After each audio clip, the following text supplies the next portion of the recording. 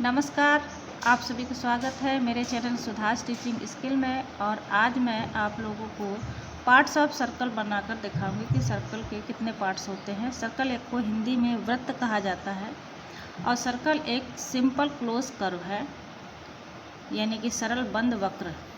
तो सबसे पहले जो पार्ट्स होता है, ये सर्कल का सेंटर पॉइंट है। ये आपके सामने एक वृत्त बना हुआ है 4 सेंटीमीटर रेडियस का, और ये सर्कल का सेंटर पॉइंट है जो बीच रहता है परिधि के चारों ओर।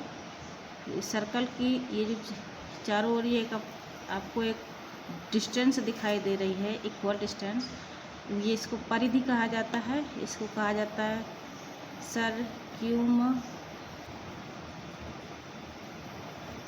इसको हिंदी में परिधि कहा जाता है।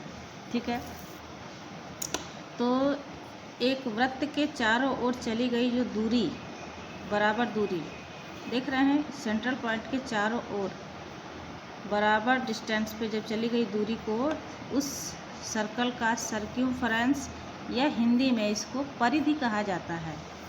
अब मैं एक लाइन खींचूंगी वृत्त के मतलब सर्कल के सेंटर पॉइंट से सर्कल के एक बिंदु को मिलाते हुए। इसे कहा जाता है रेडियस। ये रेडियस है, रेडियस कहते हैं। हिंदी में इसको कहते हैं त्रिज्या। हिंदी में इसे कहा जाता है त्रिज्या। ये सिर्फ सेंटर पॉइंट को टच करते हुए और सर्कल के एक दूसरे पॉइंट को टच करेगा ये।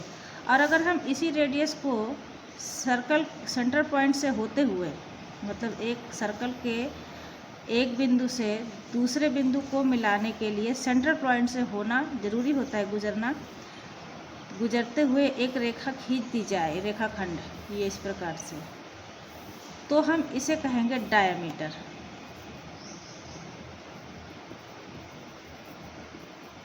इसको हिंदी में कहते हैं व्यास। ठीक है, अब हम दूसरी चीज़ की बात करेंगे। मान लीजिए सर्कल का एक पॉइंट हमने और दूसरे पॉइंट को मिलाया, लेकिन यहाँ पे सेंटर पॉइंट अटैच नहीं है। ठीक है, ये रेडियस नहीं कहलाएगा। इसमें सर्कल का दूसरे पॉइंट को मिलाकर खींचा गया कोई रेखाखंड, इसको इंग्लिश में कहते हैं कॉर्ड, हिंदी में कहते हैं जीवा। मतलब सर्कल के एक पॉइंट से दूसरे पॉइंट को मिलाने वाला रेखाखंड जीवा कहलाता है। तो क्या सबसे बड़ा जीवा डायमीटर भी है? हाँ, सबसे बड़ा जीवा जो है यानी कॉर्ड, डायमीटर भी एक कॉर्ड ही है। ठीक है, अब इसके बाद हम एक और नया सर्कल का एक पार्ट, ये देख रहे हैं इस तरीके से, ये सर्क्यूम्फरेंस का एक पार्ट, सर्कल के सर्क्यूम्फरेंस का एक पार्ट, ये चंद्रमा की तरह दिख रहा है, इसको कहा जाता है आर्क।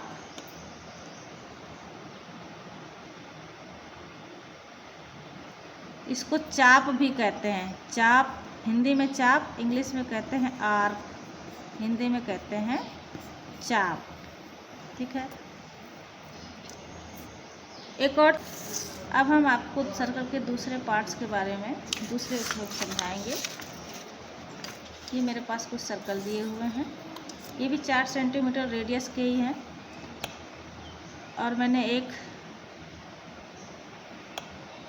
रेडियस खींच लिया इस तरीके से, ये सेंटर पॉइंट को जोड़ते हुए, और एक रेडियस मैंने और खींचा इस तरीके से, और ये आर्क भी साथ में ले लिया, सर्कल का आर्क। तो इस तरीके से बने हुए आकृति को हम कहेंगे इंग्लिश में सेक्टर।